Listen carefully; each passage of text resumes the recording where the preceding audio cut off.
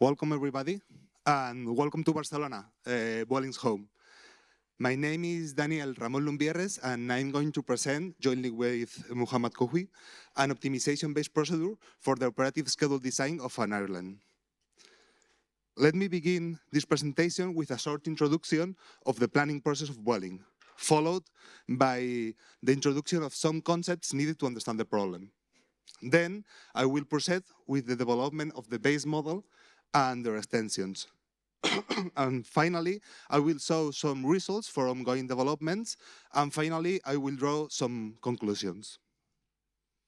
So let's begin. The planning process of Vueling begins several months before the flying date, D. That is we call it the operations day of the associated flight. 1 year before the operations day, an initial flight schedule is generated, and it is done manually. And then up to 3 months, up to the day D-90, this original schedule is changed with custom changes depending on the date, if it's Christmas or maybe if there is some football match or whatever. And then it comes to the midterm planning, where we do a reschedule process. In that rescheduling process, what we do is to generate aircraft routes that meet the operative conditions, with the possibility to add or to cancel some flights. This is followed by an assignment problem where we pair the different aircraft routes to the crew workers and to the aircraft. And finally, all this planning can be modified because of tactical aspects and other changes that happen the days before the operation. Let me focus in the scheduling process where optimization takes place. Currently, this process is done manually in a time-consuming process. As a consequence, optimality is not guaranteed, and there may be some scheduling errors. Besides this, only small modifications are performed and not all the operative requirements are met. Our objective, then, is to maximize the aircraft utilization of the company, provided that we do not consider operative cost or expected revenues of the flight. Within that maximum flight time, we want to minimize the retiming, that is the changes of schedule with respect to the original network, and also to facilitate the work of the operations department. We expect from this optimization process to improve the planning process of the scheduling department, as well as to facilitate the work of operations department, and finally, to increase Vueling sales.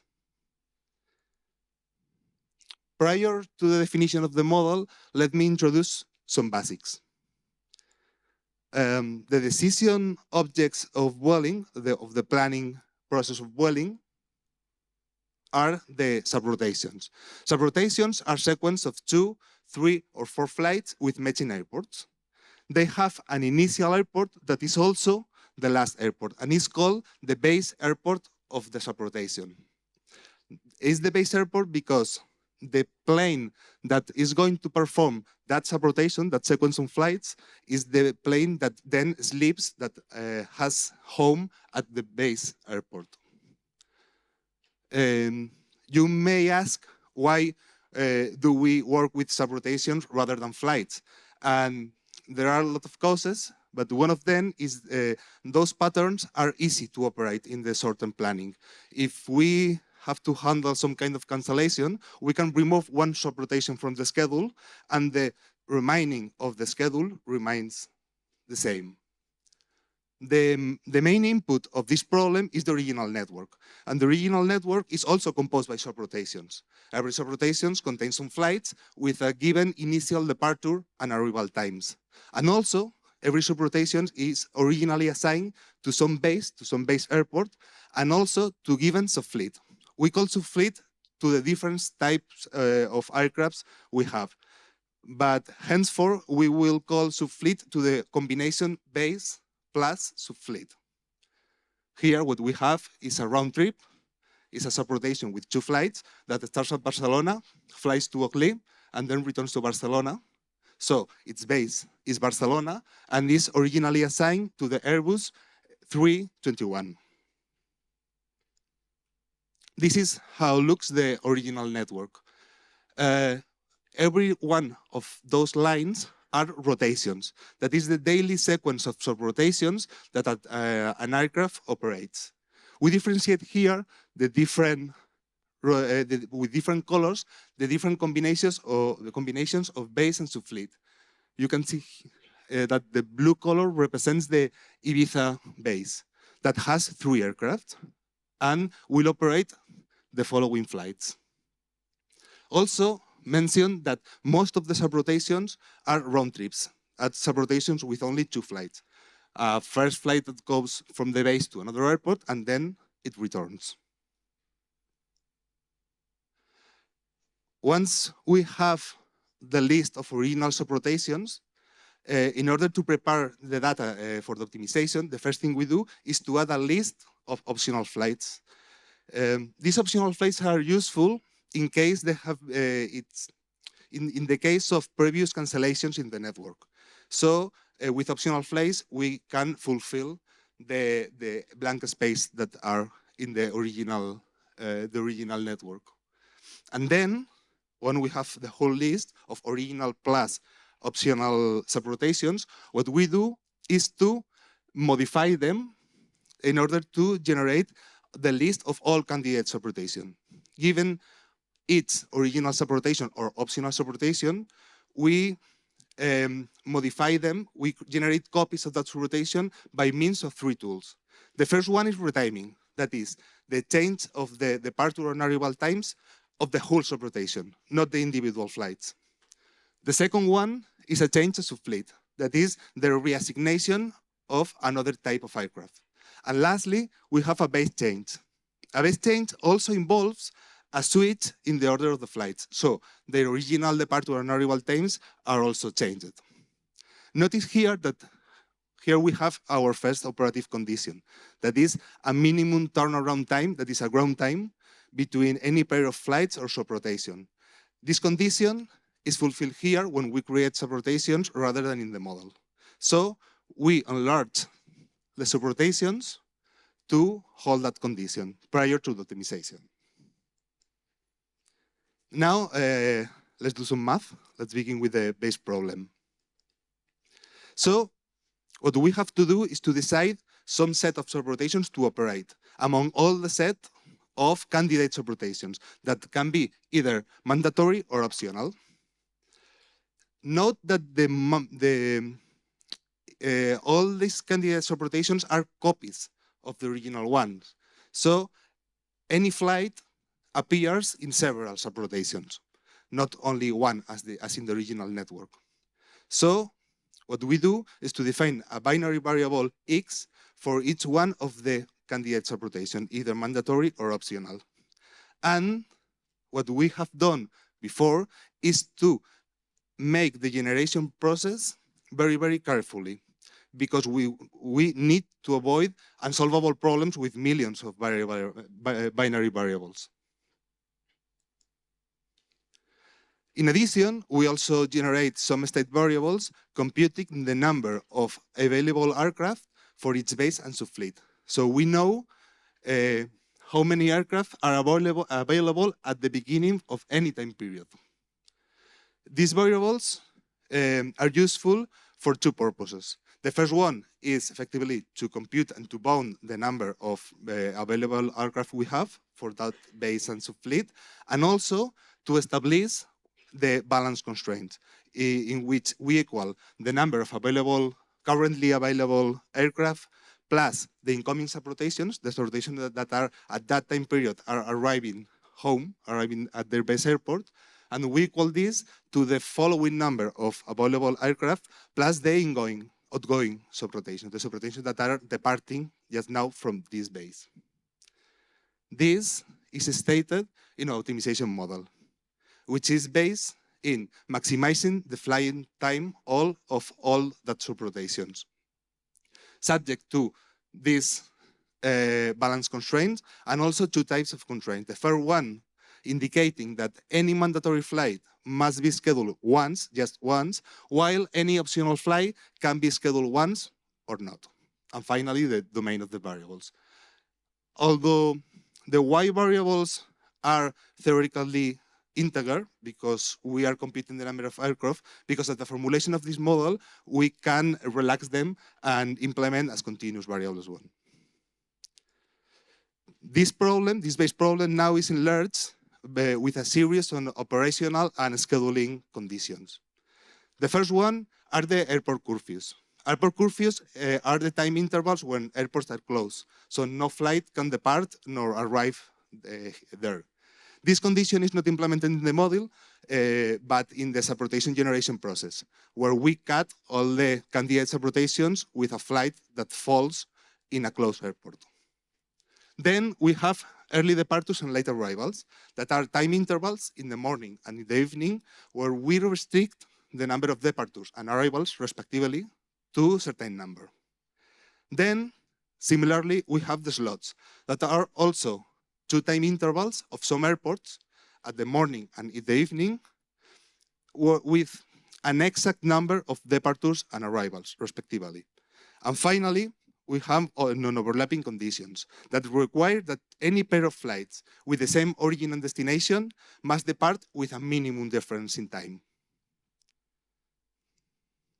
The way we implement early departures and late arrivals is simply by creating some artificial tasks, some virtual tasks with no flying time, and fix it to the solution by putting simply xs equal to 1. We want this block to be here. Why? To limit the number of rotations that fall at that time interval. Here, in this example, we have a base and subfleet with 3 aircraft in which we have restricted the number of early departures to 1. So we include 2 early departure blocks, and analogously in the evening, in which we have restricted the number of late arrivals to 2. With the slots, what we have is that at any time period within the slot interval for the airports that consider that, at any time period, we must depart or arrive an exact number of flights. To do this, what we do is to compute among all the candidate subrotations we have, those that contain a flight that is departing at that time period at that base. Although the subrotation base is not that airport. And we simply put that to the model. Among all the subrotations with a flight departing at that time period, we need the specified number of slots for departing in the morning and for arrivals in the evening. And in addition, we have, as mentioned, non-overlapping constraints. We first have a minimum distance, what we call a non-overlapping length, overlapping length. And what we want, as said, is that any pair of flights with the same origin and destination to be differentiated, to be separated in time, but no less than that distance. In order to implement that, what we do is, for each origin and destination with high frequency, first we consider all the time intervals along the day of that length. And then, for each one of the time intervals, we take into account all the subrotations that have one flight with that origin and destination that is departing inside the time interval. So each one of the sets that we have constructed is a disjunctive set. We do not want more than one subrotation with that contains a flight with those conditions, because if we do, we will have 2 flights with same origin and destination in a short time. So for each one of the disjunctive sets, of the sets of subrotation that contain those flights in close time, we say to the model that at most to select one of them. Additionally, there are some conditions that are not properly model in that problem because this problem is about scheduling, but we need to include somehow here. These are the maintenance tasks. These are mandatory tasks that are performed daily for Vueling aircraft, and they don't have any flight time because are on ground and are very large. The problem we have here is that if we are going to fulfill the network at the most we can, then at later steps in the planning process, there's no space for maintenance. So what we do is simply to put some blocks in the optimal schedule. These blocks later will be arranged with all the associated conditions. So we had the original network, and we added a list of optional flights, and we have created a list of all candidate subrotations by means of the tools I have mentioned. Now we add all the operative and scheduling conditions, as well as our resources, the number of available aircraft for day and subfleet, and launch the optimization process in order to get an optimal schedule. The base model is solved in the following way. We, independently of the days we are considering in our problem horizon, we solve each day independently. And for each day, what we do is first to maximize the total duration, the total flying time of the schedule, and then within that maximum value of flight time, we minimize the retiming, that is the changes with respect to the original schedule. But what we have now is some other conditions that require the model to have a larger horizon, because now we are going to relate decision variables of one day to decision variables of other days. And those decisions are synchronization. We now, at Vueling, want to synchronize some flights. We want that the yellow flight that appears, that is operated at different days, we want to have the same departure time. And for do this, we have to ignore the daily problem and focus on a weekly problem. The first thing we do is obviously to add a new index in the variables. So every decision now is associated to one day, to one single day. Then we define new variables that are the same for all days, are not split by days, set that indicate whenever a synchronized flight, a flight that is required to synchronize, and for every potential or possible departure time. What we say here is basically that the synchronized flight might depart at most at one time period, no more than one, the same time period for all the week. It's not an equally constraint because that flight could be optional. And maybe the best solution is to don't put it, not operate the flight in the solution. And then the second constraint, what simply does is to relate the existing variables to those new variables set. Now, with a weekly optimization process, there are two new problems that we hadn't before. The first one is the problem is too big to solve. It cannot be solved in reasonable time. Reasonable time for us is a small time, is not is about a few hours, because this is a proof of concept. And then there are a team of humans that validate the solution and or write some conditions in order to change the solution with some conditions that are not directly quantitative. So once they see the solution, they propose some changes. So we need, for now, to this process to be quick. And then the second problem is that if you require so many flights to be synchronized, maybe there is no solution. There is infeasibility. There is no possibility to synchronize all the flights in the network, as an example. So we have to proceed with somehow more complex. Not more complex, really. There's a lot of symbols here, but what we do simply is in a first step, in step 0, we solve the daily problems as if there is no synchronization constraint. And then we take the optimal for each day and inject in a weekly problem that optimal as an initial solution. This step 0 prime, we are not masters in naming, sorry. But this step 0 prime is a whole weekly problem where the synchronization constraints may be violated. And what we're going to do is to minimize that violation. This has two purposes. The first one is to inject the optimal solution of this step into the step one as an initial solution. That helps a lot. That helps so much the execution times. And the other purpose is to identify a minimal set of flights that cannot be synchronized. So if the optimal of the step 0' solution is not 0, it's because there is some infeasibility.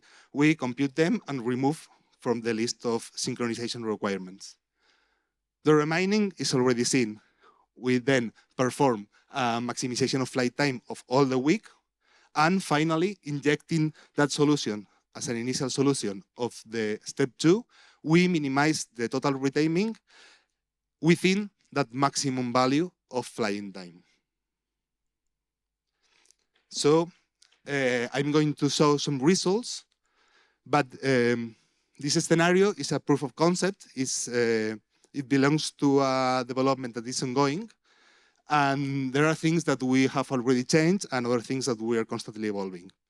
We have tested an instance that covers the first week of July with about 100 aircraft that are distributed along 16 subfleet. Here I mean base per subfleet. I can say that Barcelona is one base that has 3 subfleets. So we count that as 3 subfleets.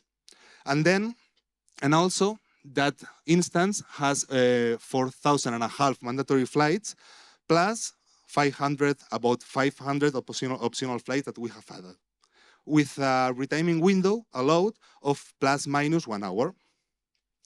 The original optimization model has 123,000 variables, where almost all of them are binary, and also about 50,000 constraints. And we have allowed a 1% of optimality gap. If we just solve the step 1, we will find that the execution time is about 1 hour and a half, 2 hours, 2 hours and a half, depending on the characteristic of the problem. But by doing all that process of steps in which we inject the optimal solutions as initial of the following step, what we have is 1 minute and a half to obtain an optimal daily optimization for all the days. Then about 2 minutes to decide the minimal set of synchronized flights that are impossible to synchronize. Then we have about 8 minutes to find that maximum value of flight time, and given that flight time and that solution as an initial solution of the minimization of retiming, just in 25 seconds, we have another solution with the maximum flight time, but with minimum changes with respect to the original schedule. Here, that's some KPIs from the solution, what we have for each one of the days, that the number of optional flights that have been added to the model are very consistent, about 4 to 6% of flights. This happens because, of course, this is a proof of concept, and also there is some empty spaces in the original schedule. So there is an effectively possibility to add optional flights. Regarding the flight time, with that new optional flights, we have increased that flying time in about 3 to 4% for the different days. That is slightly lesser than the number of flights, because in this instance, the optional flights we added are short travels, so are relatively shorter than the mandatory ones.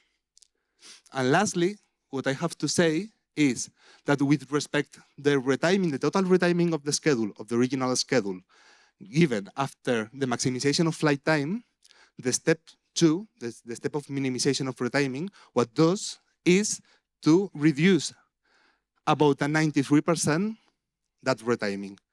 That shows also to us how many alternative optimal solution exists after maximizing the flight time. Since we don't consider expected revenues or not considering other costs, for the solver, it's the same to select to operate one short rotation to another, since they have, as long as they have the same duration. So naturally, there are lots of alternative optimal.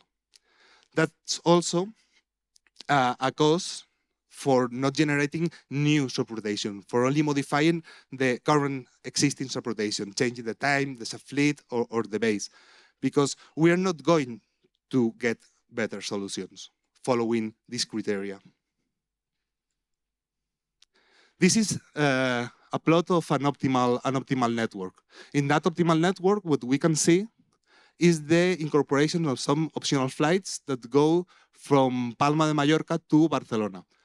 Those flights that are two subrotations, two round trips, were originally assigned to base Barcelona.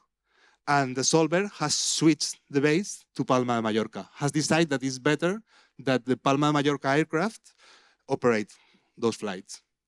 Then we can see on some boxes a little star above the box that indicates that that subrotation is synchronized.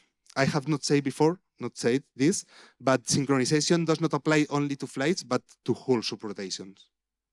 And lastly, what we can see at most of the flights is that in the optimal solution, they have some retiming. This subrotation that goes from Sevilla to Tenerife and returns home has been changed to be 50 minutes earlier. So it's quite early to draw consistent conclusions from this project because it's now a proof of concept and a lot of conditions are changing. But what we can say,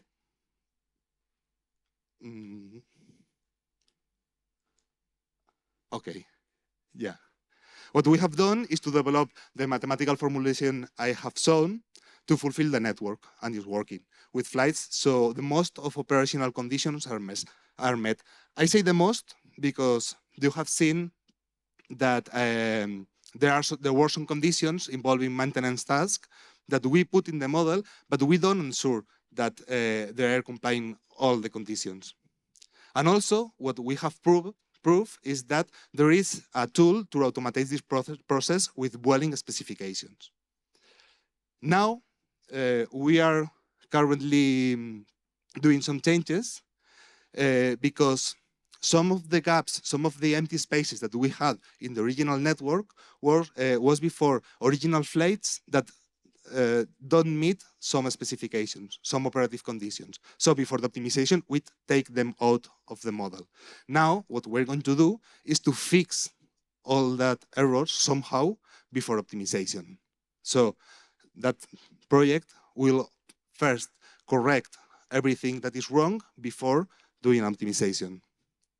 Then, now we are enlarging the synchronization from weeks to months.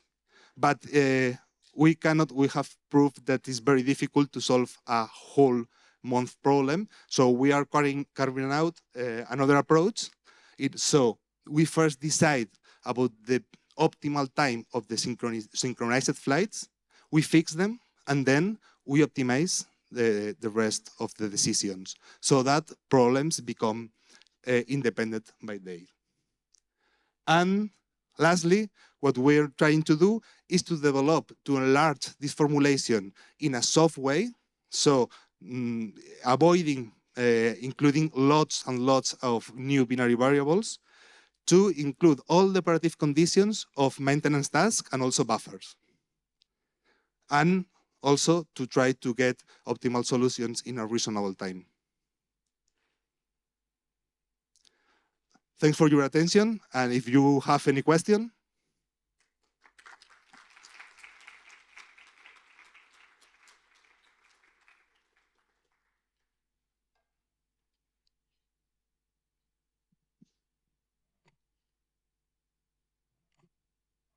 So thank you for your very detailed presentation. It sparked a curiosity. Did you in any way take care of the profitability of the flight? I mean, have any impact the demand by passengers for these optional routes in your optimization, or at least there are future plans to include it in your optimization framework? No, not for now. Not for now. I desire, it's maybe more a dream than a reality, that all the planning process was handled by a single optimization that will take care of everything, including this. But for now, it's not under consideration. Uh, what I can say is that the optional flights we add to the model are not created by us, but there is other group of people that determines that are the best ones to operate, the ones with higher or with more solid sales.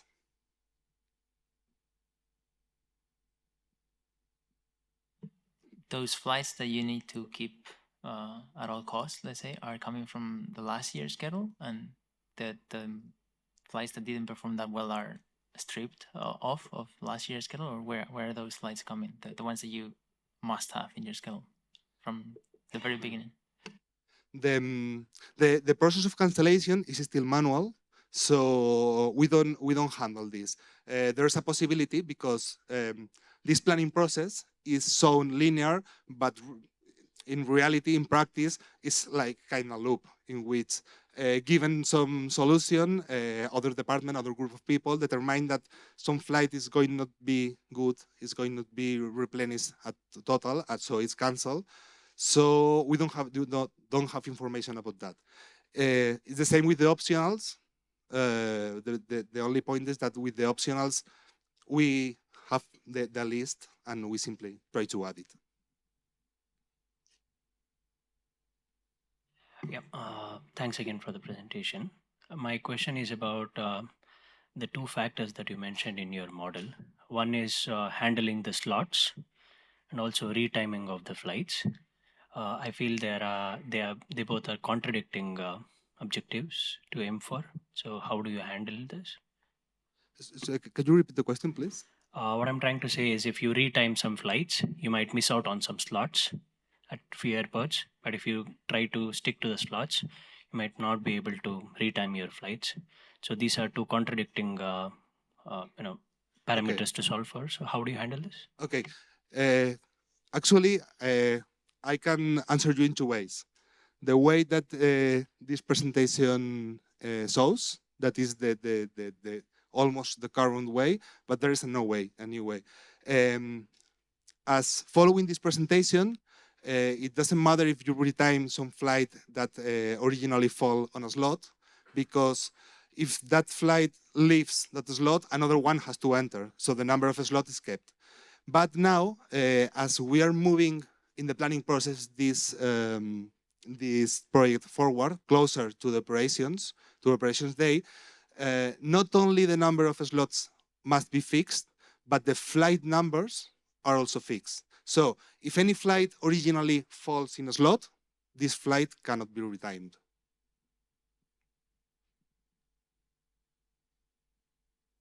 I have two questions actually.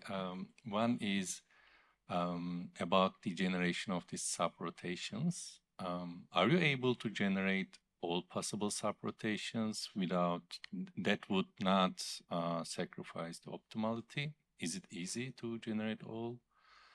And the second question is this problem also decomposable in terms of the space? I think you solve a problem including all airports, and you do this composition in terms of time, like you solve for each day, then synchronized. Is it also possible to do in terms of solving this problem for some clusters of airports and then synchronize the decisions? I was just curious. I tried with the second one when I started with this project, and I saw the current formulation. I tried one of the first things I said was, "Hey, that's discomposable by basis." But then there was some kind of hard constraints that made it very difficult to do, because both non-overlapping and slot constraints are not related to the base. You can have a subrotation with a base at Barcelona, but then it goes to Orly, and the problem, the slot maybe is in Orly, or that the slot or the non-overlapping happens with the Orly flight. So it's very hard to decompose by bases. And the first question, what? Generation of subrotations. Okay. Are you able to generate all possible subrotations, or you select a subset of all possible?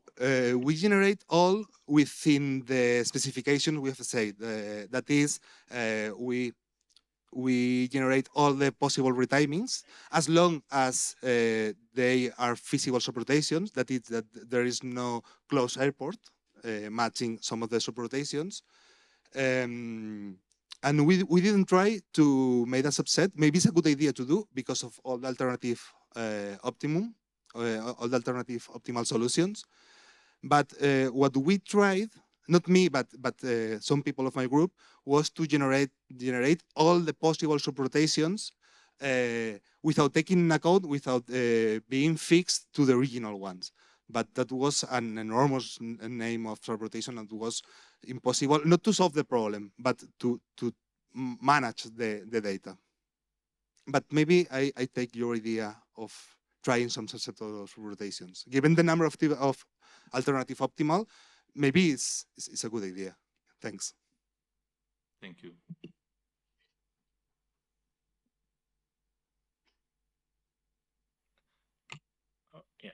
Yeah, I was wondering, you mentioned in the beginning that you exclude the revenue and both the operational cost as well from your objective. So my question is, how can you really do that? Why is that choice made in the first place?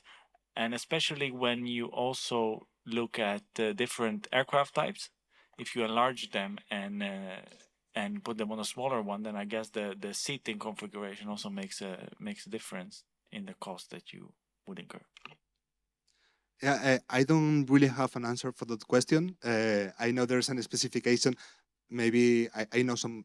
Mohammed is going to answer this.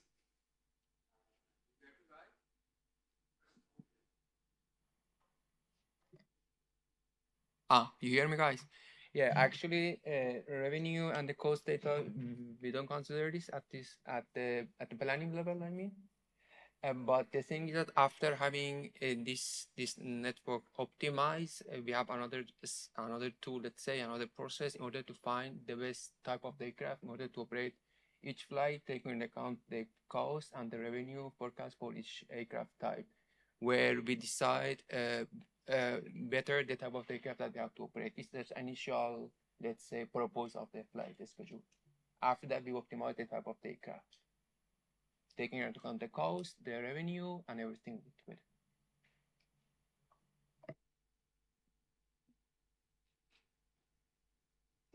Some last question.